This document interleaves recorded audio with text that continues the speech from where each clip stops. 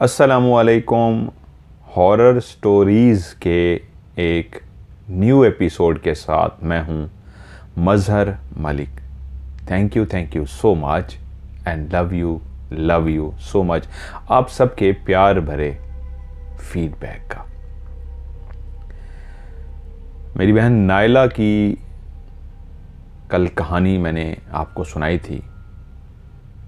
नायला ने गुजरांवाला से हमें कहानी भेजी है। जो कल पार्ट 1 था उसी का आज पार्ट 2 कंटिन्यू करने जा रहा हूँ, जिसके बहुत ज़्यादा वाक़यात हैं अभी उनकी ज़िंदगी के। यकीन मानिए बहुत ज़्यादा लोग मुझे कहानियाँ भेजते हैं, लेकिन जितने जिन्नात के वाक़यात हमारी इस बहन नायला के साथ हुए हैं बहुत कम लोगों के साथ होते हैं।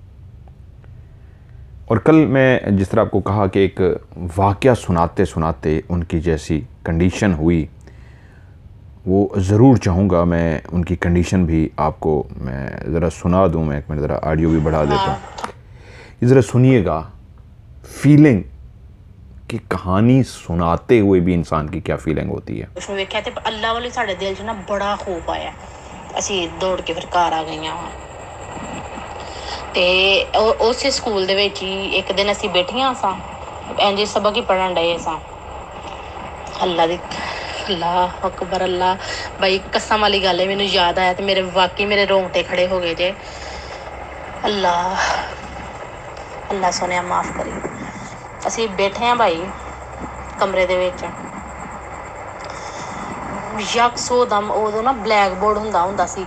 ठीक है, ये मैंने एक लाइन सुनवाई है शुरू में उस बहन की कि कहानी सुनाते सुनाते भी इंसान को जब याद आता है जिसकी पूरी ज़िंदगी जिनात से भरी पड़ी है। उनका एक लहजा आपको सुनाने का मतलब ये कि इंसान जब अपनी गुजरे हुए लम्हात को याद करता है तो कैसे खौफज़दा हो जाता है। असल में वो बचपन था, शुरुआत थी, इसलिए वो दिमाग पे चीज़ें नक्श हो गई, लेकिन उनकी तो ज़िंदगी भरी है। कितने वाक़यात हैं आज तक, जितने मुझे लोगों ने स्टोरीज़ भेजी हैं, इतने वाक़यात जिनात के किसी के साथ नहीं हुए। बहुत ही नेक दिल खातून हैं ये, अल्लाह वाली हैं, जिसके जैसे कहते हैं ना दरवेश लोग अल्लाह वाले। मतलब घर में ख़ुद भी खाने को नहीं है तो अपने नवाले में से बचा के किसी को खिलाना, ऐसे लोगों में शामिल हैं कि घर में 1 किलो अगर चीनी आ गई है तो आधा किलो उसमें से निकाल ली है कि फ़लाँ को देनी है। ये ऐसी मेरी बहन खातून है, इनके लिए दिल से दुआ कीजिएगा, अल्लाह ताला इनको हमेशा खुश रखे। कहानी जी कल मैंने सुनाई थी कि वो ऊपर छत पे लेटी हुई थी और सीढ़ियों से जब वो वापस आ रही थी तो उनको शौहर ने क्रॉस किया, और जब वो ऊपर आई तो उनको याद आया शौहर तो सो रहे हैं, तो वो कौन था। बचपन के वो बहुत सारे जो वालिद तो याद ना कर पाते थे अमलियात के, वो अभी उन्होंने मुझे जो भेजी हैं वो पूर्वी कलाम है। मेरी बहन मैंने अपने थोड़े से मुझे भेजे हैं, बल्कि आप कहानी सुन रही हैं, मैं आपको वॉइस मैसेज भी करता हूँ, आप मुझे वो सारे भेज दीजिए। वो पूर्वी कलाम कहते हैं, ये सिफली अमल होते हैं, ये नूरानी नहीं है। वालिद तो सही तरीके याद ना कर सकते, लेकिन बेटियां दोनों याद कर लेती थी, इसलिए शायद ज़िंदगी में जिनात भरे पड़े हैं इनके। शादी हो के उसी घर में थी कि वो कहती हैं कि एक रात मैं सोई हुई थी, अपने बिस्तर पे थी कि मैं नींद में थी, जल्दी सोने की आदत थी वो हमेशा से, कि रात के 2:30 से 3:30 बजे का टाइम होगा। वो कहती हैं मुझे महसूस हुआ ख्वाब की ऐसी कैफियत थी, ऐसा लगता था जैसे मैं ख्वाब देख रही हूँ, और मुझे महसूस हुआ कि मेरी चारपाई जिस बिस्तर पे मैं लेटी हूँ, इस बिस्तर ने हिलना शुरू किया, और इस तरह हिलना शुरू किया जैसे कोई ज़लज़ला आता हो, और मैं ख्वाब में बेचैनी सी महसूस कर रही हूँ। मुझे लग रहा है जैसे ज़लज़ला आ रहा है, और आते आते आते हिलते हिलते हिलते जो मैं हर तरफ देख रही हूँ तमाम चीज़ें हिल रही हैं। कमरा पूरा जिसमें मैं लेटी हूँ ज़लज़ले की वजह से कांप रहा है। तो मैं लेटी क्यों हूँ, मुझे उठ जाना चाहिए और उठ के बाहर जाना चाहिए, अपनी जान बचानी चाहिए। कहती है जैसे ही मुझे ख्याल आया तो उसी लम्हे मेरी आंख खुल गई, और जैसे ही मेरी आंख खुली तो मैंने कमरे के अंदर देखा पंखा तो हिल नहीं रहा, सामने वाला दरवाज़ा भी अपनी जगह पे उसी तरह बिल्कुल साकित है, बिल्कुल नहीं हिल रहा, खिड़की भी नहीं हिल रही, लेकिन मेरा वजूद तो अभी भी कांप रहा है। और मैंने देखा तो वो जो ज़लज़ला था अभी भी आ रहा था, लेकिन सिर्फ उसी बिस्तर पर, उसी चारपाई पर जिस पे मैं लेटी थी, कमरे के अंदर ज़लज़ला नहीं था। तो वो जो मैंने कुछ ख्वाब की सी कैफियत में देखा था, वो हकीकत में उसी बिस्तर, उसी चारपाई पे वाक़ई हो रहा था। ज़लज़ला आ रहा था, पूरा मेरा बिस्तर कांप रहा था, लेकिन वहाँ पे कोई भी नहीं था। और मैं जाग गई, और मैं जैसे ही आंख खुली, अपने बिस्तर को कांपते हुए देखा और कमरे को साकित पाया, तो मुझे एहसास हो गया ये ज़लज़ला जो है ये सिर्फ मेरे ही बिस्तर के साथ पेश आया है। मैं कुछ देर लेटी रही ऐसे ही, लेकिन उसके बाद आहिस्ता आहिस्ता वो चारपाई हिलना बंद हो गई। शौहर जहाँ एक ख़याल रखने वाले, ज़िंदगी की जितनी ज़रूरियात वो जिस हवाले से पूरी कर सकते थे वो कर रहे थे, वहाँ वो बहुत कुछ आँखों से देख भी चुके थे, लेकिन फिर भी बाज़ औक़ात मुझे कहते को यार जिन जिड़े होंगे ने वो फारिग होंगे ने, यानी कि जो जिन्नात हैं क्या वो बिल्कुल फ्री हैं, उनके पास इतना टाइम है कि वो तुम्हें हर वक्त तंग करते हैं और ये करते हैं, जबकि अपनी आँखों से देख सके थे। क्योंकि अगला वाक़या जो मैं आपको बताने जा रहा हूँ वो कहती हैं कि ये टाइम होगा कोई रात के 8 बजे का। मैं जल्दी सो गई, हमेशा जल्दी सोने की मैं आदी थी। सुबह फजर से पहले मैंने उठना होता था, नमाज पढ़नी होती थी और उसके बाद बाकी ज़िंदगी के रूटीन। तो मेरे शौहर उस वक्त कमरे के अंदर टीवी लगा हुआ था, टीवी देख रहे थे, लाइट कमरे के अंदर जल रही थी और मैं बिस्तर के ऊपर लेटी और लेटते ही सो गई। थकी हुई थी, सारे दिन के काम काज किए हुए थे। वो जो टीवी की आवाज़ भी आ रही थी मेरे कानों तक जो पहुंच रही थी। कोई भी सोता हुआ शख्स जाग जाता है, लेकिन मुझे थकावट इतनी थी, गहरी नींद सो गई मैं, कि मैं सोते ही एक ख्वाब देखा। वो कहती हैं कि मैंने ख्वाब देखा, जिस कमरे के अंदर मैं लेटी हूं उसी ही बिस्तर के ऊपर उसी तरह मैं लेटी हुई हूं और मेरी निगाह बिल्कुल उस खिड़की की तरफ गई जिसको अभी किसने खटखटाया था। ख्वाब की सी हालत में मैं देख रही हूं कि मेरे कमरे का जो दरवाज़ा है, दरवाजे के साथ वो लगी हुई खिड़की जो बाहर लोहे की, जिसके अंदर सलाखें लगी होती हैं और अंदर 2 दरवाजे होते हैं जिसको बंद कर दिया जाता है। पुराने दौर में ये खिड़कियां बनाई जाती थी, आजकल तो शीशे की आ गई हैं। पुराने दौर में ऐसी होती थी, मैं पहले भी कई स्टोरीज में जिक्र कर चुका हूं कि लोहे का जेल की तरह ऐसे जंगला सा लगा होता था, लोहे की गोल गोल सलाखें लगी होती थी और अंदर वाली साइड पे 2 लकड़ी के दरवाजे होते थे जो बंद होते और खुलते थे, वो खिड़की होती थी। उसी खिड़की को बाहर वाली साइड से किसी ने हाथ मार के खटखटाया था। अब मैं ख्वाब में हूं, ख्वाब की सी कैफियत में देख रही हूं कि किसी ने खिड़की को खटखटाया है और जैसे ही ऐसे हाथ मारा है तो मेरी निगाह उस खिड़की की तरफ गई है और मैंने खिड़की को देखना शुरू कर दिया है। दूसरी दफा फिर से किसी ने खिड़की को खटखटाया है। मेरा वहम नहीं है, कोई खिड़की को खटखटा रहा है, ये मैं सोच रही हूं और खिड़की की तरफ देख रही हूं। तीसरी दफा किसी ने फिर से खिड़की को खटखटाया और जैसे ही खिड़की को खटखटाया गया तो उसी लम्हे खिड़की को बिल्कुल बाहर से किसी ने हाथ मारा और खिड़की आहिस्ता आहिस्ता आहिस्ता बिल्कुल खुल सी गई। जैसे ही खिड़की खुल गई तो मैंने देखा खिड़की के बाहर एक छोटी सी बच्ची खड़ी है। उस बच्ची ने गुलाबी रंग का फ्रॉक पहना हुआ है, जैसे छोटे बच्चे फ्रॉक, लंबा सा फ्रॉक जो पांव तक जाता है, एक फ्रॉक पहने होते हैं।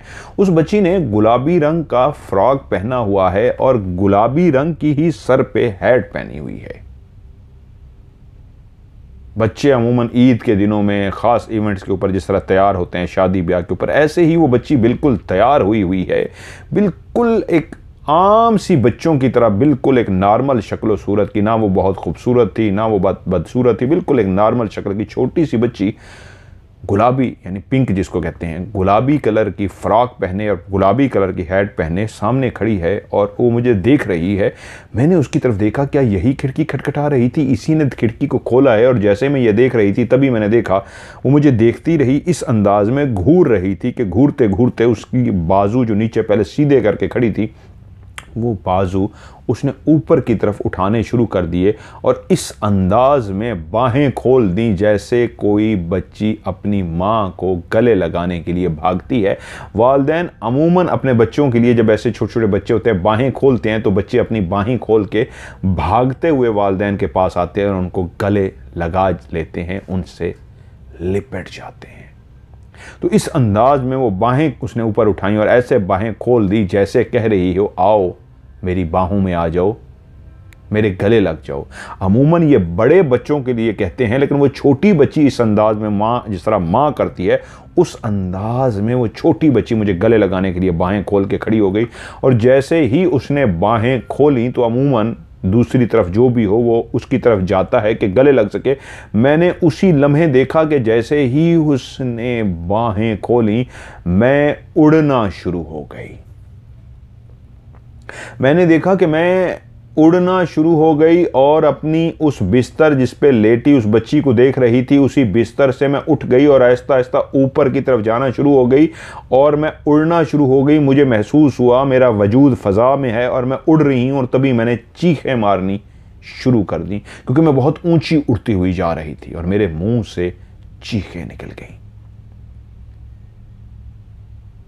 और उसी लम्हे कि मैं जब चीखें मार रही थी मुझे ऐसा लगा कि मेरा वजूद नीचे आके गिर गया है और मेरे कानों में एक आवाज़ आ रही है, नाइला नाइला क्या हुआ है? मैंने आंखें खोली तो मैंने देखा कि मैं एक ख्वाब देख रही थी। मैं बहुत ज़्यादा डर गई थी और जैसे मेरी आंख खुली तो मेरे शौहर जो मेरी तरफ मुतवज्जो थे कहते क्या हुआ? मैंने कहा मैं उड़ रही थी। कहते हाँ मैंने देखा है। मैंने कहा क्या देखा है? वो बोले तुम्हें उड़ते हुए। तभी तो मेरे मुंह से भी चीख निकल गई। क्या हुआ था? पूरी बात बताओ। वो शख्स जो मेरे ख्वाबों पे यकीन नहीं करता था, वो शख्स जो मुझे कहता था जिन वेले होंदे ने, जिन फारेगी होते हैं जो हर वक्त तुम्हारे तरफ, वो मुझसे पूछ रहा है बताओ क्या हुआ। और मैंने उसे पूरा ख्वाब जब सुना दिया तो वो बोला कि मैं टीवी देख रहा था कि मुझे तुम्हारे चीखने की आवाज़ आई और जैसे मैंने अपनी गर्दन मोड़ के तुम्हारी तरफ देखा तो मेरे मुंह से एक चीख निकल गई क्योंकि तुम्हारा वजूद चारपाई से 1.5-2 फुट ऊंचा फ़ज़ा में लहरा रहा था और तुम्हारे बाजू ऊपर की तरफ थी और तुम इस अंदाज में हिल रही थी जैसे कोई फ़ज़ा में उड़ता है और चीखें मारता है, लेकिन तुम्हारा वजूद बिस्तर पर नहीं था। मैंने क्लियर देख लिया कि तुम हवा में लहरा रही हो, हाथ पांव मचा रही हो, हाथ पांव हिला रही हो अपने आप को बचाने के लिए, लेकिन नीचे गैप है तुम्हारे वजूद और बिस्तर के बीच में। उन्होंने तो पंजाबी में एक फ़िक्रा यूज़ किया ना, 2-3 गिट्ठा, ये गिट्ठें होती हैं, एक ये दो, यानी कोई 1.5-2 फुट बनती हैं 2-3 गिट्ठें। तो इतना वो कहते हैं तुम फ़ज़ा में उड़ी हुई थी, तुम्हारा वजूद फ़ज़ा में था कि मेरे मुंह से खौफ की वजह से चीख निकल गई कि तुम उड़ रही थी, हकीकत में तुम उड़ रही थी। और जिस तरह तुमने बता रही हो कि तुमने किसी बच्ची को देखा, उसने बाजू खोले हुए थे, मैंने तुम्हें जैनमन उड़ते हुए देखा है और एकदम मुझे कुछ समझ नहीं आया, मैंने जल्दी से तुम्हारे वजूद पे हाथ रखा है और जैसे ही तुम्हारे वजूद पे मैंने हाथ रखा है तुम्हारा जिस्म उसी वक्त आहिस्ता से नीचे चला गया है। मैंने कहा हाँ, मैं भी यही देख रही थी कि मैं उड़ रही थी और उड़ने के बाद मेरा वजूद एकदम से नीचे आ गया है और उसके बाद मुझे आपकी आवाज़ें आई तो मैंने आंख खोल दी। तो कहते हैं हाँ, मैंने तुम्हारे वजूद को हाथ टच किया तो तुम बिल्कुल नीचे वापस बिस्तर पे चली गई और तभी मैंने तुम्हें जगाने के लिए तुम्हारा नाम पुकारना शुरू कर दिया, नाइला नाइला, होश में आओ, होश में आओ।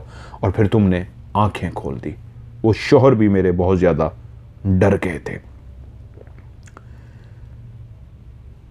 लेकिन उस दिन उन्होंने प्रैक्टिकली देख लिया था क्योंकि वाक़यात जो मैं उनको बताती थी अक्सर नहीं मानते थे, वो इग्नोर कर देते थे। शायद वो जान के इस तरह करते हों कि मैं डरूं ना, परेशान ना हूं, लेकिन वो अपनी आंखों से बाकायदा ये वाक़या के बाद उन्होंने देख लिया था कि ये हकीकत है। मुझे उन्होंने पहले नहीं बताया था कि मैं हवा में उड़ रही थी, पहले मेरा ख्वाब सुना और उसके बाद उन्होंने कहा हाँ तुम हकीकत में भी उड़ रही थी। अगली दफ़ा कहती हैं कि मैं एक दिन सुबह सुबह उठी तो मेरा जिस्म बहुत ज़्यादा भारी था, ऐसे जैसे जिस्म पे बहुत बोझ सा है, मेरा कंधे बहुत भारी से थे, मेरा सर भारी सा था, मेरा जिस्म वजनी वजनी सा महसूस हो रहा, और मुझे लगा कि नहीं, आज मेरी तबीयत कुछ बेहतर नहीं है,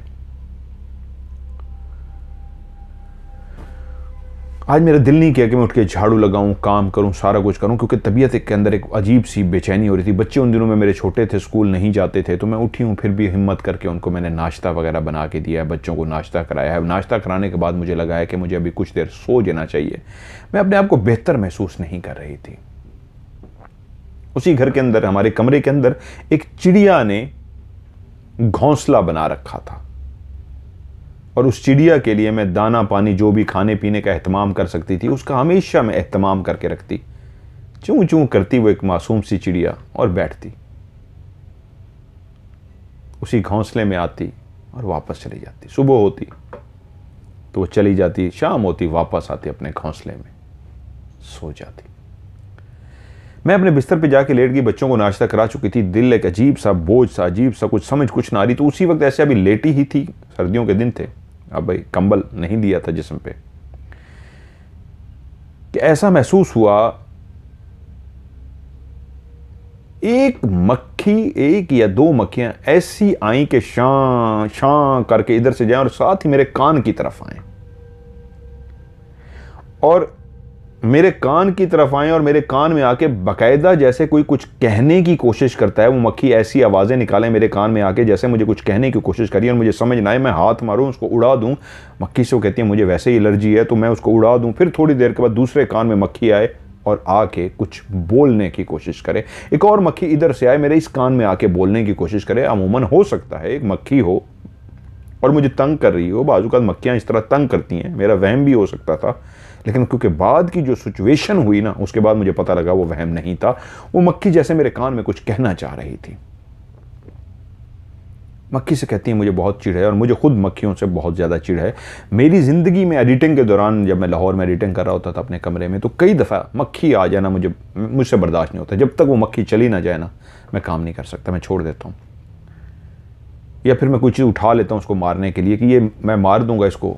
और ये एक दफ़ा नहीं, कई दफ़ा मेरे साथ हुआ कि जब मक्खी आई और मैं काम करता रहा, उसने शदीद तंग किया, और जैसे मैंने उठाने के लिए, वो मारने के लिए उठाया, मक्खी गायब हो गई।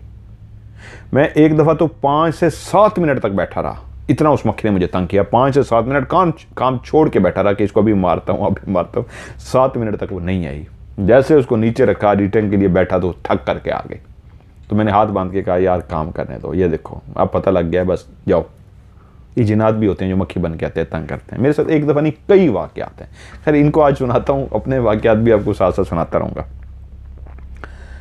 तो मक्खी को कहती है मुझे अंदाज़ा हो गया जैसे ये मक्खी मुझे कुछ कहने की कोशिश करी है। मैंने कंबल उठाया, उठा के सीने तक कंबल डाल लिया, और ऐसी आंखें बंद कर ली।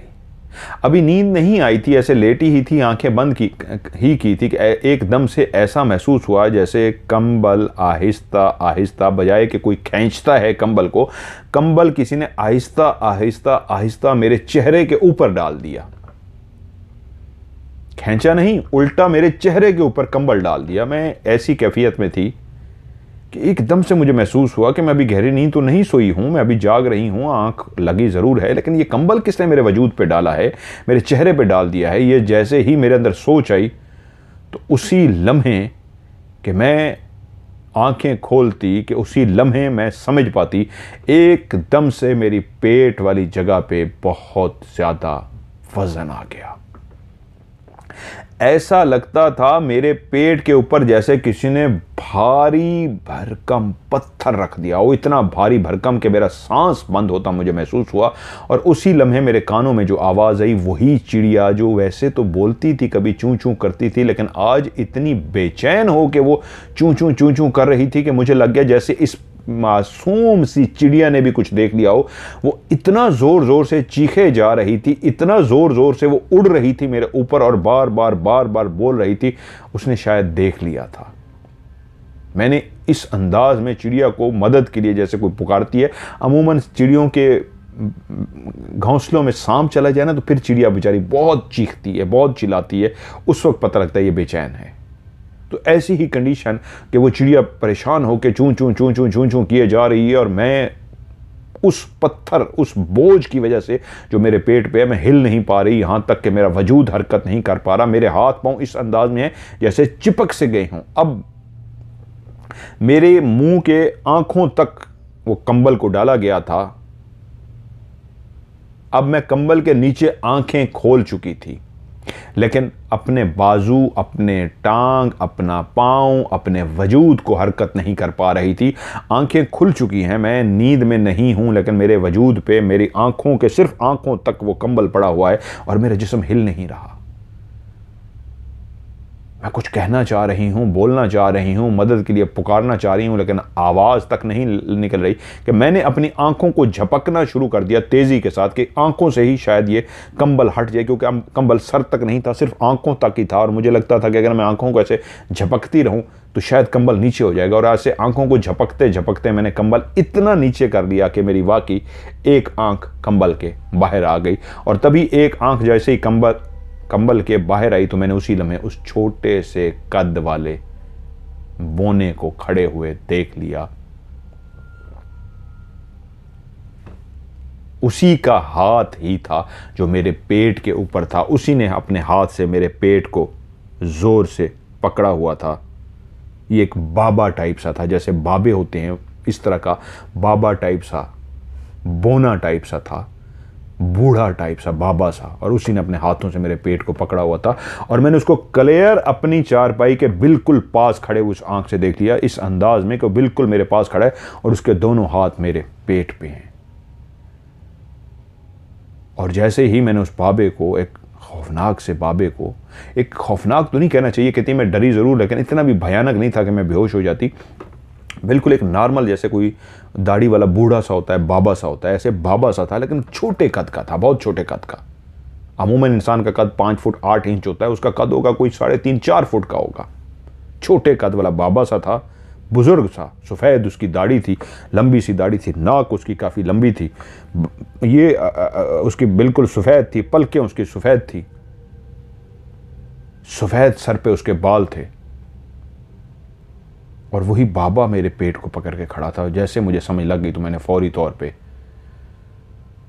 अल्लाह को याद किया और उसी लम्हे मेरे मुंह से, जुबान जो हिल नहीं पा रही थी, दिल ही दिल में मैंने कुरान मजीद पढ़ना शुरू किया।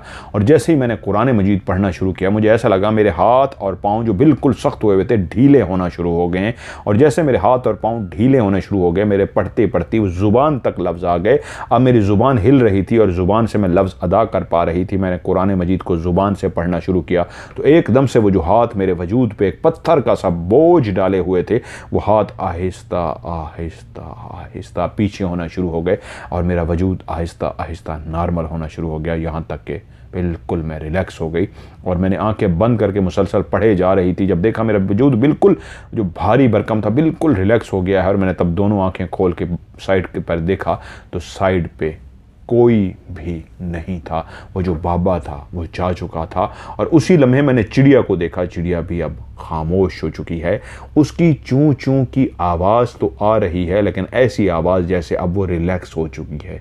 अब बिल्कुल हल्की सी आवाज़ में चूं चूं चूं कर रही है, जैसे अपनी मौजूदगी का एहसास दिला रही हो कि मैं अब भी मौजूद हूँ, तुम्हारी खैर ख्वाही के लिए, तुम्हारे लिए परेशान हूँ, तुम अब ठीक हो।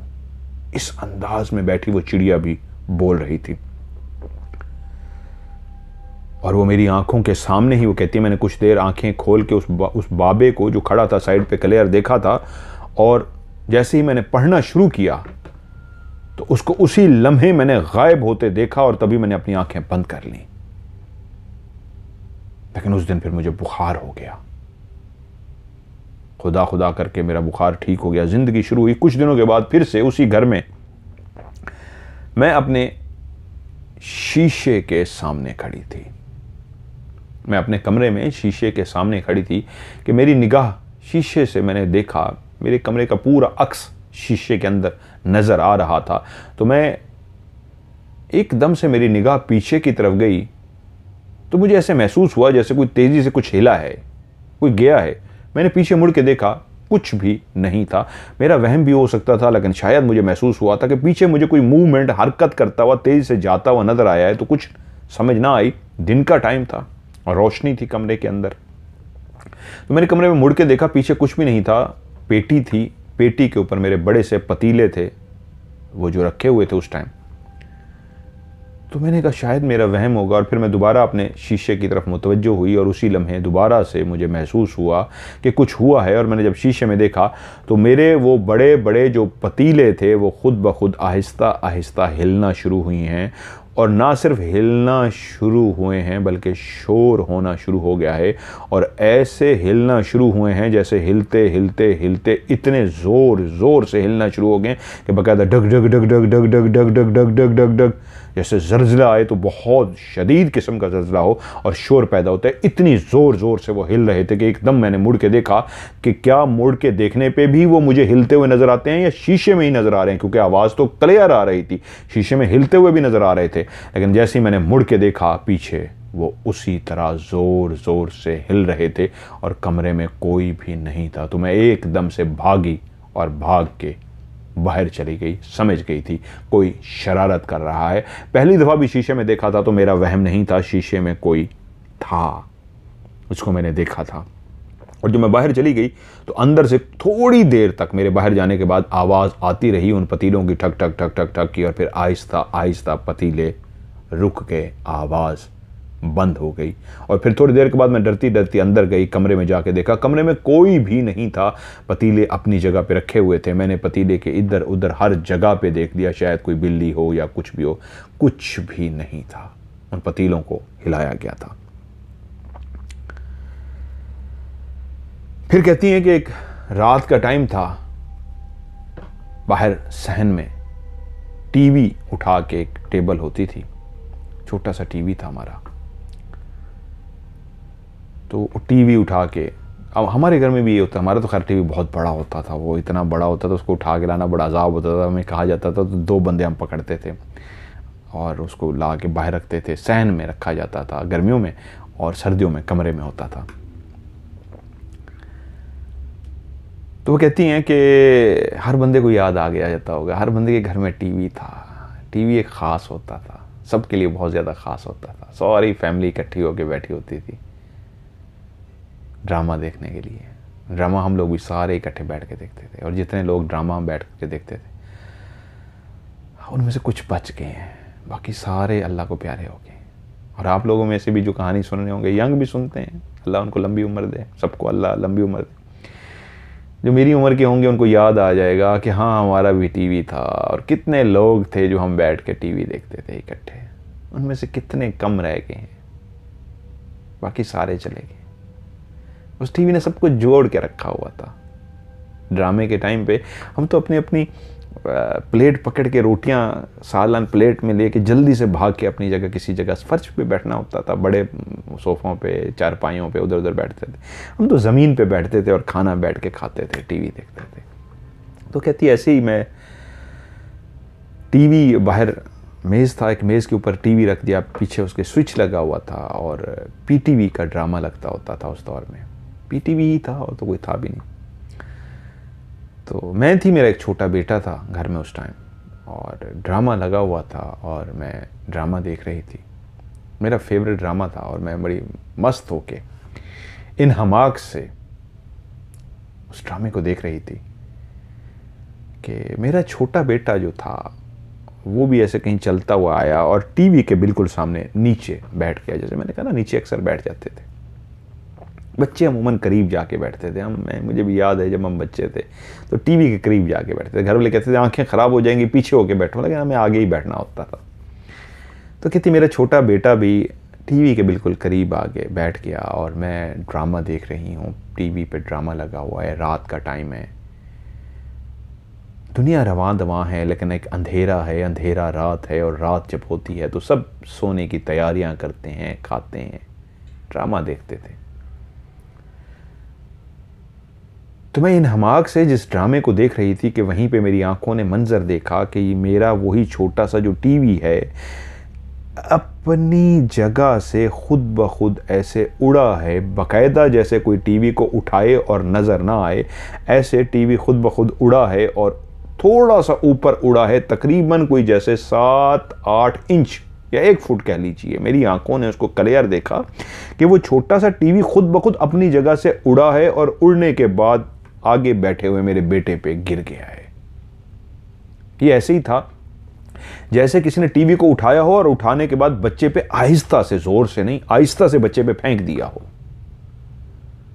और ये इतना अचानक ये मंजर हुआ था कि टीवी बिल्कुल ऊपर को उठा और उठने के बाद मेरे बेटे पे जैसे उड़ता हुआ, गिरता तो बहुत चोट लगती है उसको शदीद, लेकिन ऐसे जैसे कोई वजन उठा के रख देता है बच्चे पे, ऐसे उठा के बकायदा रख दिया गया। और मैं ऐसी हवास बाख्ता हो गई कि मुझे 2-3 मिनट तक, कहती आज भी याद है, समझ ना है कि ये क्या हुआ। मेरे हाथ पांव फूल गए, मैं कभी टीवी को देखूं कभी बच्चे को देखूं, और अजीब सी हो गई। वरना माँ भागती है, टीवी उठा लेती है, मतलब 1-2 मिनट तक टीवी उठा लेती है और जल्दी से बचाती है, लेकिन मुझे पता नहीं क्या हो गया, मेरे हाथ पांव फूल गए कि टीवी उड़ा है, मेरे बच्चे पे चला गया है, क्या हुआ है। जैसे किसी चीज़ ने मेरे दिमाग को माउफ कर दिया हो, जैसे किसी चीज़ ने मेरे दिमाग को बांध दिया हो, सोचने समझने की सलाहियत ख़त्म हो गई हो। भाई ये याद था टीवी और मेरा बेटा, ये क्या है। एकदम से जैसे मैं होश में आई और मैं भागती हुई गई, मेरा बेटा रो रहा था, मैंने जल्दी से उससे टीवी उठाई, उसको चोटें नहीं आई थी, उस पर वज़न ज़रूर था, लेकिन वो रोए जा रहा था। और मैंने टीवी जब वापस रखा तो हैरत की एक बात ये थी, टीवी का स्विच भी पीछे से नहीं निकला था, और जब टीवी मेरे बेटे पे गिरा तो ड्रामा उसी तरह चलता रहा, कोई भी तब्दीली नहीं आई। वरना जिस तरह टीवी गिरा था उसकी तार ही पीछे से निकल जाती, उसकी तार पीछे से नहीं निकली, ड्रामा चलता रहा और मेरे बेटे को चोट भी नहीं लगी। उस पर वजन जरूर था, लेकिन मैंने बेटे को सीने से लगाया। मां थी, मैं परेशान हो गई कि ये क्या हुआ है। मैं समझ गई कि फिर से एक शरारत हुई है। वो कहती हैं कि जब भी कुछ होने वाला होता तो मैं ख्वाब देखती थी। 4-5 दिन पहले मुझे ख्वाब आता था, और जब मैं सुबह उठती थी वो मेरा ख्वाब मुझे याद होता था।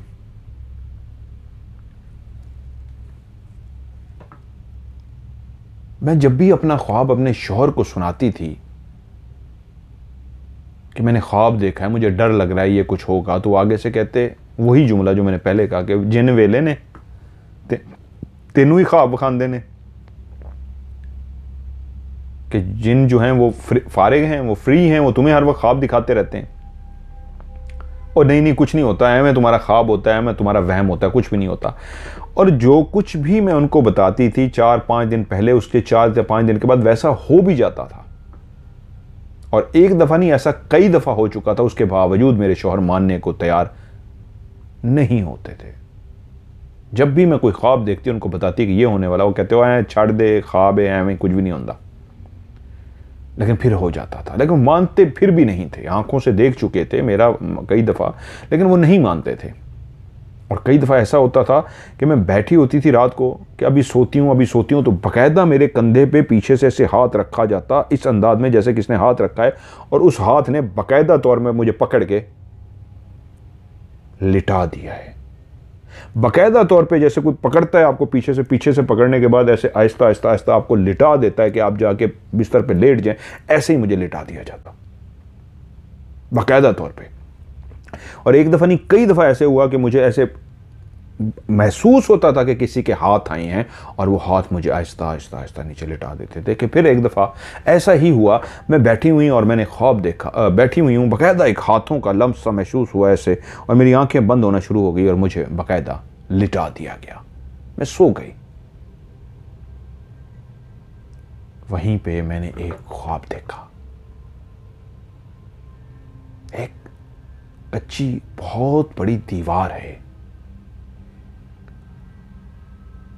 उस दीवार के बीच में एक गोल सा सुराख सा है, बड़ा सा सुराख, और मैं और मेरी बहन उस दीवार के बड़े से, एक होती है ना 2 इंच की, 4 इंच की, 8-10 इंच की, इतनी बड़ी दीवार थी कि उसके बीच में इतना बड़ा सुराख था। ख्वाब देख रही हैं कि इससे पहले एक और वाकया उनका बल्कि सुना देता हूं, इस ख्वाब के, इसको आगे सुनाता हूं, इससे क्योंकि उन्होंने आगे सुनाया, लेकिन मैं इसको आगे ले आता हूँ। ख्वाब इन्होंने एक इसी तरह का देखा कि वो कहती हैं हमेशा एक मेरे और मेरे शौहर के बीच में एहतराम का, इज़्ज़त का, प्यार का हमेशा रिश्ता रहा है, लेकिन मैं कभी भी अपने शौहर के सामने वॉशरूम नहीं जाती थी। वैसे एक आम ज़िंदगी में जिस तरह वॉशरूम जाना होता है, जब शौहर सामने ना होते तो मैं फिर वॉशरूम चली जाती, और मेरे शौहर भी ऐसा करते थे, मेरे सामने कभी वॉशरूम नहीं जाते थे। ये हमारी ज़िंदगी की रूटीन थी। लेकिन एक दफ़ा मैंने ख्वाब देखा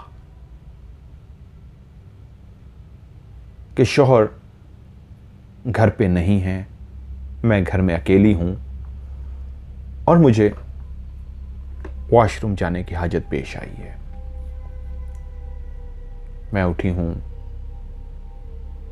चलती हुई वॉशरूम गई हूं, मैंने दरवाज़ा खोला है और जैसे ही जाके वॉशरूम के अंदर खड़ी हुई हूं तो मैंने उसी लम्हे देखा मेरा शौहर मेरे साथ खड़ा हुआ है और मुझे झटका लग गया कि ये क्या हुआ है। मुझे एकदम से शर्म आ गई और मैंने उनसे कहा कि आप क्यों वॉशरूम में आ गए हैं? आपको पता भी है कि आप घर में मौजूद हों तो मैं आपके सामने वॉशरूम नहीं जाती। मुझे आपके सामने वॉशरूम जाते हुए अच्छा नहीं लगता, और अभी मैं इसलिए वॉशरूम आई थी कि आप घर में नहीं थे और आप एकदम से वॉशरूम में आ गए।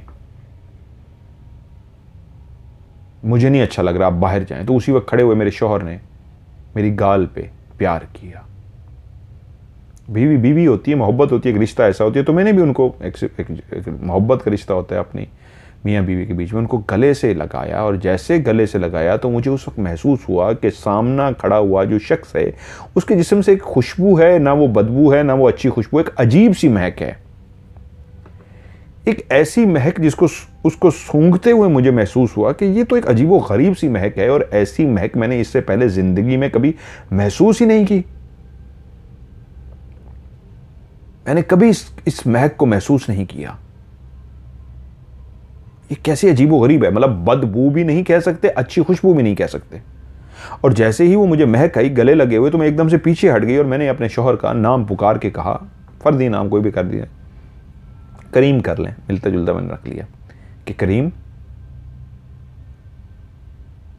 पीछे हट गया। मैंने कहा करीम, आप करीम नहीं हो, कौन हो आप? आपने तो करीम का रूप धारा हुआ है, ये वजूद से जो महक आ रही है ये करीम की नहीं है।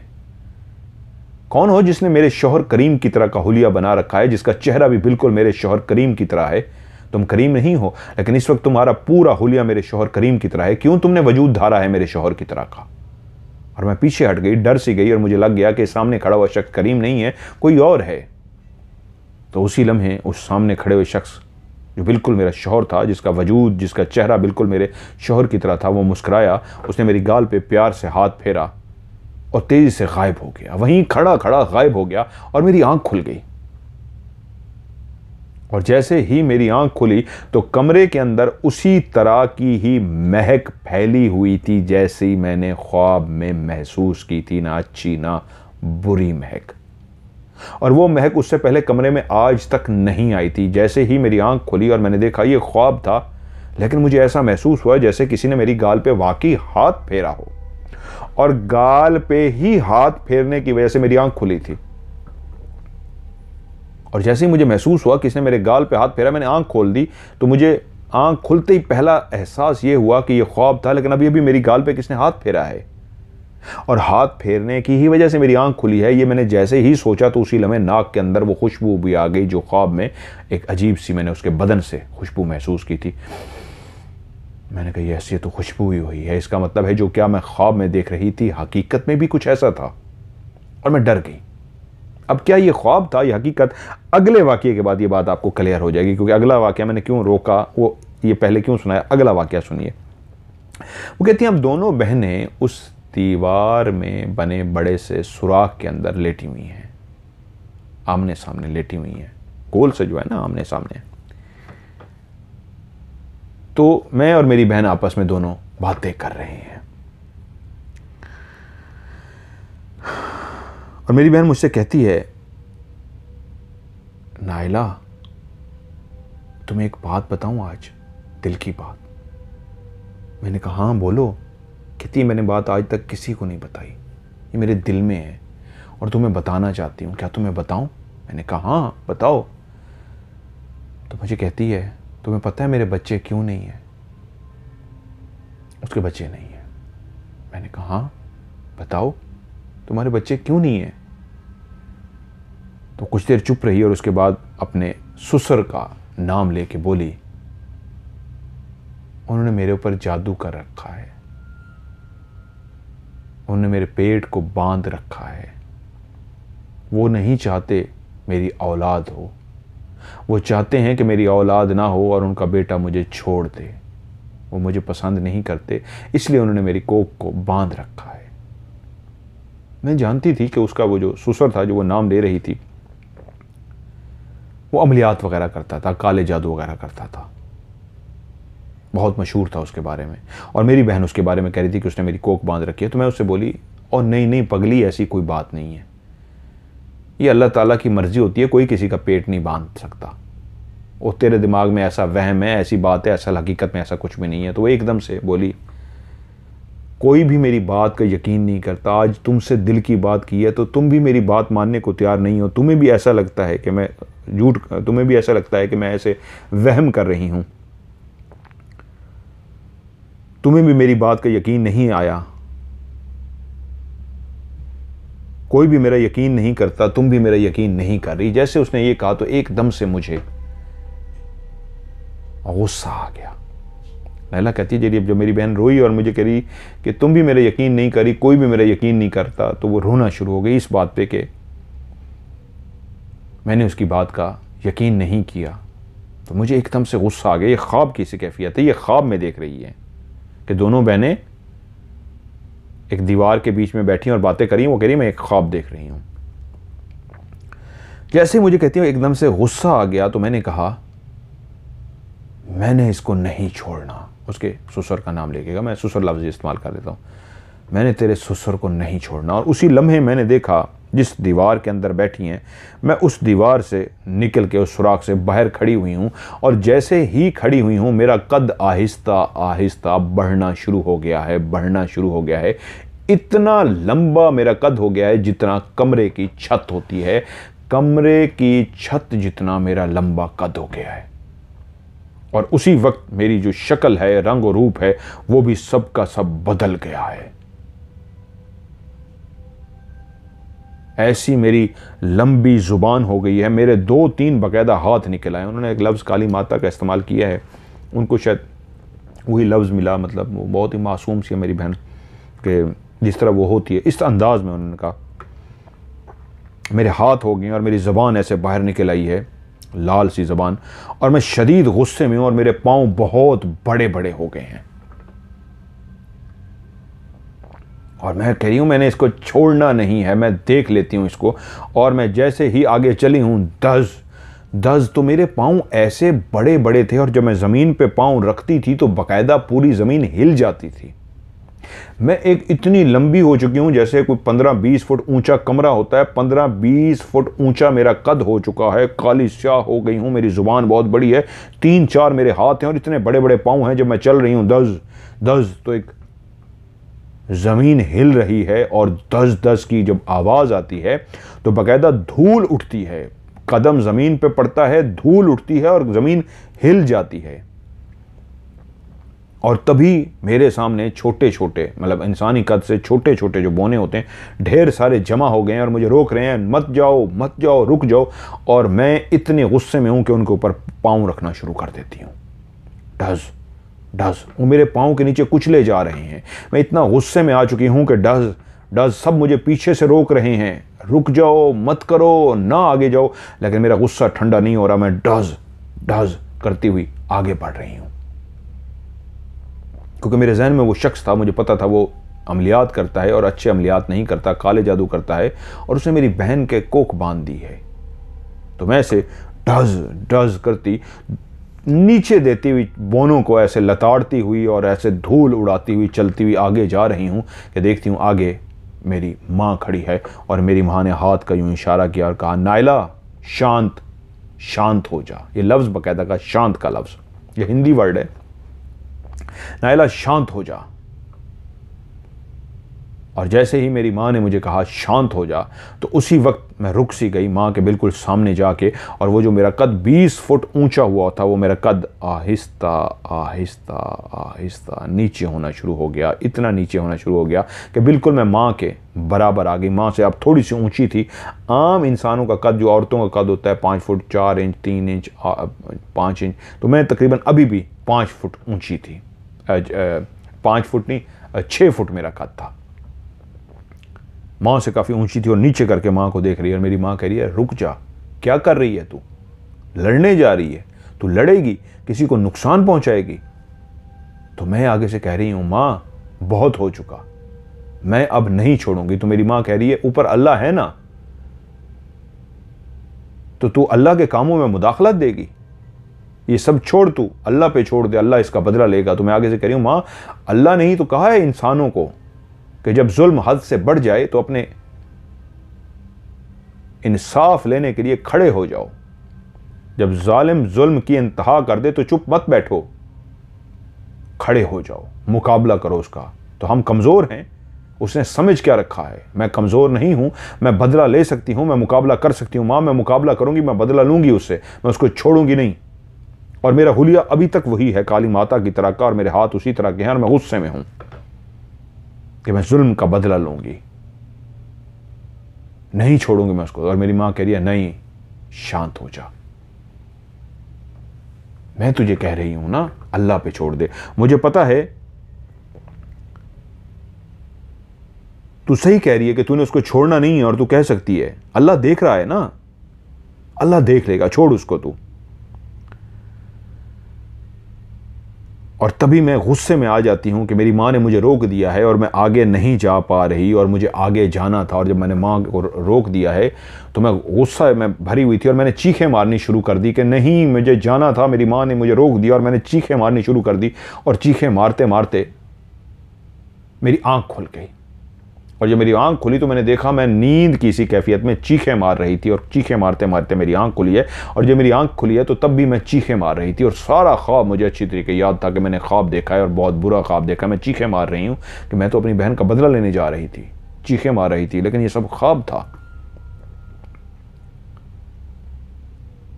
खैर मैं उठी सुबह, मैंने अपने शौहर को ये ख्वाब सुनाया। मैंने कहा मैंने ख्वाब देखा है बहुत अजीब व गरीब। मेरी जो बहन है ना, उसके ससुर ने उसके घर को ख़त्म करने के लिए, तबाह करने के लिए जादू कर रखा है उसके ऊपर। और मैंने ये ख्वाब देखा। तो मेरा शौहर कहता है कि बस तू छोड़, ये ख्वाब होते हैं, ये इस तरह के बुरी चीज़ें सोचती रहती है, तुझे इस तरह के बुरे ख्वाब आते हैं, पता नहीं तू क्या सोचती रहती है, क्या तेरे दिल में चलता रहता है। जो सोचता है इंसान वैसे ही उसको ख्वाब आते हैं। तूने पता नहीं क्या सोचा है क्या नहीं, तुझे ऐसा ख्वाब आ गया, छोड़, ऐसी कोई भी बात नहीं है। जिस वक्त कहती है मैं चीखें मार रही थी और मेरी आंख खुली ये ख्वाब देखने के बाद, और मेरी माँ ने रोका शांत हो जा, और मैं चीखें मार रही थी, मेरी आंख खुल गई, तो उसी वक्त अजानों का टाइम, उसी वक्त वो वाली स्पीकर पे आवाज़ जो आती है, रोज़ेदारो अल्लाह के प्यारो उठ जाओ रोज़ा रख लो, वो वाली आवाज़ आ रही थी। क्योंकि माह रमज़ान का महीना था और मैंने उठ के रोज़ा रखना था। और जैसे ही चीखें मार के मेरी आंख खुल गई तो मैं जल्दी से उठ गई, और फिर मैंने वज़ू किया, और फिर मैंने सहरी की और अपना रोज़ा रखा।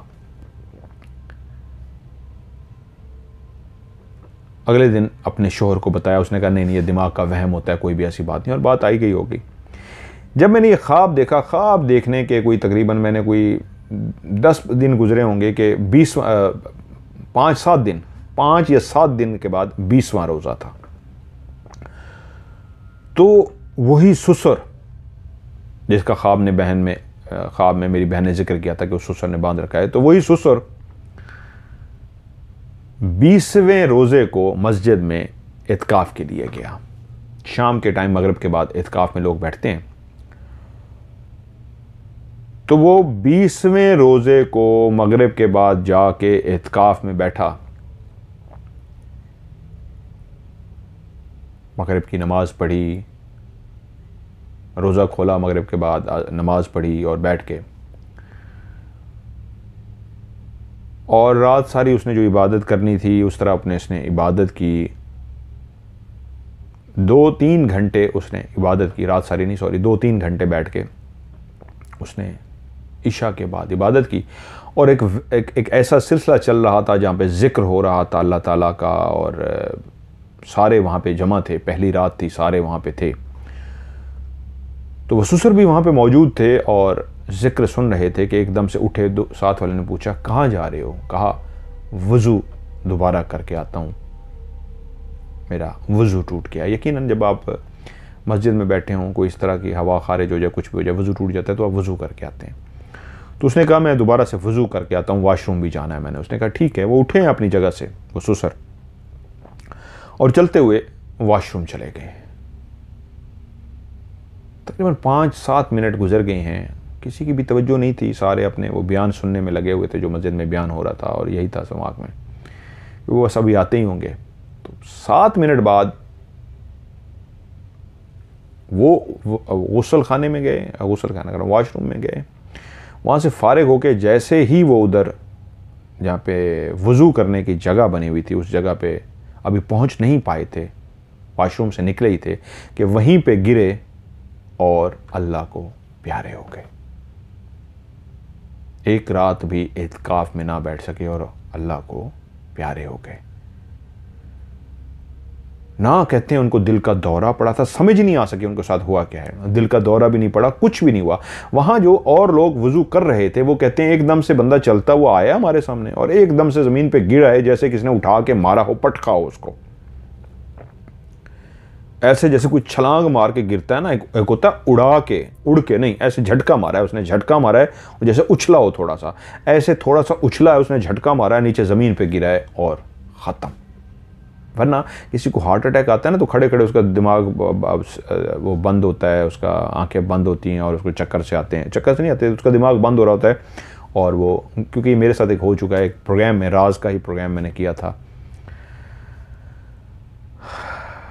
किसी चीज़ ने मुझे उठा के मारा था तो खड़े खड़े मैं हिलना शुरू हो गया था और मेरा हार्ट बंद हो गया था। और बहुत आप लोगों को याद होगा मैं जिसमें होश में आया था और मैंने इसलिए अवैस को माफ़ कर दिया था कि उसने मेरी ज़िंदगी बचाई थी। उसने बड़ी बातें की थी मेरे ऊपर, लेकिन मैं उसको माफ़ कर दिया था। बच्चा है क्योंकि वो एक इलेक्ट्रीशियन बच्चा है जो आज भी इलेक्ट्रीशियन का काम करता है, उसको मैं लेके आया और वो बातें कर रहा था कि जी मैंने मज़हर मलिक बनाया। उसको पता ही नहीं था मैं मुझे टीवी पे काम करते हुए, राज करते हुए 8 साल हो गए थे और वो बच्चा इस तरह की बातें, 8 नहीं 15 साल हो गए थे और बच्चा इस तरह की बात कर रहा था कि चलो खैर। वो ये था कि मेरा दिल बंद हो गया था और मैं गिर गया था, उन्होंने उठाया, मेरे हाथ पाँव मसलते रहे, करते रहे, पूरी वो करते रहे। तो जब मैं होश में आया था तो मेरे पूरे कपड़े गीले हुए थे, पूरी शर्ट सब कुछ गीला हुआ था। और उसने कहा था कि आपको आधे घंटे बाद होश आया है, आप आधे घंटे तक आपका दिल बंद था। और मैंने उसे कहा था कि कसम उठा, तो उसने बाकायदा कुरान की कसम उठाई थी और वो खुद कुरान की कसम उठा के वो मुझे वहाँ बता रहा था कि आप आधा घंटा ज़िंदा नहीं रहे हो, आधा घंटा आपका दिल बंद रहा है।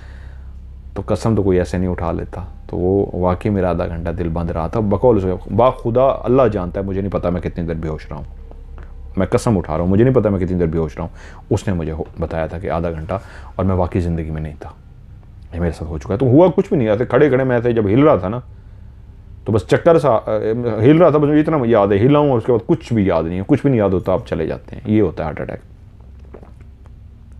तो मुझे हार्ट अटैक नहीं आया था, वो तो मेरे साथ जिनात ने जो किया था। खैर, तो उनके साथ कोई हार्ट अटैक भी नहीं हुआ था और वो एकदम से उछले हैं ऊपर। उछलने का मतलब हार्ट अटैक नहीं, वो उछले हैं ऊपर से ज़मीन पे, जैसे पटका हो किसने, गिरे हैं और उसके बाद फौत हो गए हैं। तो मेरे शौहर मेरे पास आए हैं और मुझसे बोले हैं, नाइला एक बात बता, तूने क्या किया उसके साथ? मैंने कहा किसके साथ? तो वो बोले, मेरी बहन का नाम लेके, उसके ससुर फौत हो गए हैं। तो मैंने कहा कब? उसने कहा ऐसा ऐसा हुआ है और ये हुआ और वो फौत हो गए। तो मैंने कहा ये आपने क्यों कहा कि तूने कुछ किया है? मैं कैसे कर सकती हूँ? उसने कहा तूने ख्वाब मुझे सुनाया था ना 5-7 दिन पहले कि मैं बदला लूँगी, ये है वो है, तूने कोई बदला तो नहीं लिया? मैंने कहा मैं क्या बदला ले सकती हूँ, मैं तो घर आपके सामने हूँ। हाँ, ख्वाब ज़रूर देखा था जिसमें मैं ये कह रही थी ख्वाब में कि मैं बदला लूँगी, मैं ये करूँगी वो करूँगी, उसके अलावा मैं क्या कर सकती हूँ? मैं तो एक आपके सामने घर में रहने। शौहर भी जानते थे अपनी बीवी को बहुत अच्छी तरीके, लेकिन असल में उस बात का इजहार नहीं कर रहे थे कि तूने जो ख्वाब देखा था वैसा हो गया, इसलिए वो डरते डरते इस तरह अंदाज में बोले कि तूने क्या किया है। असल में ये कहना ये चाह रहे थे जो तूने देखा है ना, उस मखलूक ने उसके साथ कर दिया है। तो उसके बाद वो अल्लाह को प्यारे हो गए। अभी उनके बहुत सारे वाक़यात हैं, लेकिन आज फ़िलहाल इतना ही मैंने अभी उनके और कई वॉइस मैसेज थे जो उनकी ज़िंदगी के भरे हुए वाक़यात थे जो अभी उन्होंने मुझे रिकॉर्ड करके भेजे हुए हैं। तो ये कोई तकरीबन 1 घंटे का 42 मिनट का एक वॉइस मैसेज था और 10 मिनट का 52 मिनट का, बहुत ज़्यादा उनके वाक़यात हैं। तो एक और भी 15 मिनट का मैसेज, वो ये मैंने अभी सुन लिए और आपको सुना दिए। तो मैंने रखा ज़रा गैप दे के फिर इनके बहुत सारे वाक़यात जो हैं वो आगे इंशाल्लाह आपके साथ और भी शेयर करूँगा। और नाइला बहन के बारे में कि बहुत गुर्बत की ज़िंदगी उन्होंने गुजारी, अपने कुछ वाक़यात बताए, मेरे दिल से उनके लिए दुआ निकली, अल्लाह ताला उनको खुश रखे। इस बहन के लिए दुआ कीजिएगा। गुर्बत की ज़िंदगी भी गुजारी तो खुदा का शुक्र अदा किया, कभी गिला नहीं किया। ऐसा भी ज़िंदगी में कहती हैं वक्त गुज़रा कि माँ बनने वाली थी, सारा काम मैं करती थी, झाड़ू, सफाई, पोछा, खाना बनाना, बर्तन धोना, बच्चा होने वाला था और एंड पे मुझे खाना नहीं दिया जाता था। मैं तो डर गया ये सोच के। उन्होंने कहा जब मैं मट्टी होती है, एक मट्टी ख़ास किस्म की, भूख से इतनी बुरी हालत होती थी कि वो मैं मट्टी खा के ऊपर से पानी पी लेती थी, पेट भरना होता था। या वो जो उनकी बची हुई रोटियां सूख नहीं जाती, अकड़ सी जाती हैं, 5-6 दिन की बची हुई रोटियां डाल देना किसी जगह, अकड़ सी सख्त सी हो जाती हैं, कड़क कड़क सी होती है। तो कहती है वो मैं कड़क कड़क करके खाती और पानी पीती थी। लेकिन जब रब ने दिया तो किसी का ख्याल इतना रखती रही हैं कि अपना राशन आता था तो अगर किलो चीनी है तो आधा किलो उनके लिए निकाल दी, दाल है तो आधी दाल उनके लिए निकाल दी, चावल हैं तो आधे दाल उनके लिए। इस अंदाज में भी लोगों की मदद करती रही हैं और जिसकी मदद की है उल्टा उन्होंने उसको धोखा दिया है। तो दुआ कीजिएगा अल्लाह ताला इस बहन को खुश रखे। बहुत ही नेक और बहुत ही अच्छी खातून है मेरी बहन नाइला। आपके लिए मेरे दिल से भी ढेर सारी दुआएं, अल्लाह ताला आपको खुश रखे। और जहाँ तक ये जिन्नात का मामला है, मैं इतना कहूँगा, पहले आपकी मैं स्टोरी सुना लूँ, बाकी वाक़यात भी हैं वो भी मैं आगे इंशाल्लाह सुनाता हूँ। तो आप मुझसे रब्ता कीजिए, इंशाल्लाह ताला मैं आपको गारंटी दे रहा हूँ आपकी ज़िंदगी से मामला दूर हो जाएंगे। जिन्नात के जितना भी हैं ये सारे के सारे इंशाल्लाह ताला दूर हो जाएंगे। तो ये थी जी आज स्टोरी नाइला बहन की जो गुजरांवाला से उन्होंने मुझे भेजी, मैंने आपको सुनाई। तो आप लोग भी अपनी कहानियाँ भेजिए, इंशाल्लाह आपकी कहानी को भी प्रोग्राम का हिस्सा बनाऊँगा। पुराने लोगों को बार बार कहता आ रहा हूँ जो अपनी कहानी मुझे पहले भेज चुके हैं और अभी तक शामिल नहीं हुई, तो वो भी दोबारा से अपनी कहानी मुझे भेज दें। लेकिन कहानी को नए लोग भी और पुराने लोग भी जो भी मुझे कहानी भेजना चाहे, एक रिक्वेस्ट है आपसे पुराने लोगों से भी कि कहानी लिखी हुई है या वॉइस मैसेज आपने रिकॉर्ड की है। तो 2 बातों का ख्याल रखना है। पहली बात, कहानी में ये ज़रूर शुरू में बता देना है कि मेरा नाम, शहर, सब कुछ रियल बताना है और आगे ये भी बता देना है कि मैं भी रियल बताऊं या फ़र्ज़ी। एक ये तरीका होता है, भूलना नहीं है आप लोगों ने। दूसरी गलती ये नहीं करनी कि अगर वॉइस मैसेज है या लिखी हुई है उसको पहले सेंड कर दें। वॉइस मैसेज है उसको पहले सेंड कर दें, लिखी हुई है तो उसके एंड में नहीं, उस लिखे हुए मैसेज को भी पहले सेंड कर दें, फिर से एंड में लिखें STORY स्टोरी लिख के उसको सेंड कर दें। सेंड किस नंबर पे करना है? +92 31366 55500। मैं रिपीट करता हूँ, +92 31366 55500। इसको उर्दू में पढ़ेंगे +92 31366 55550। यही जो मेरा नंबर है आप वीडियो की डिस्क्रिप्शन देखेंगे तो उसके अंदर भी लिखा हुआ है। और एंड में मैं आपसे एक रिक्वेस्ट करूंगा आप तमाम सुनने वालों से, लाइक वीडियो को ज़रूर कर दिया करें। जब YouTube देखता है कि वीडियो को लोग लाइक कर रहे हैं तो इसका मतलब है कि ये लोगों को पसंद आ रही है, तो इसलिए वो आगे भी लोगों के पास भेजता है, तो इसलिए लाइक ज़रूर कर दिया करें। तो आज की स्टोरी से मज़हर मलिक को दीजिए इजाज़त। अपना ढेर सारा ख्याल रखिएगा। खुदा हाफिज़।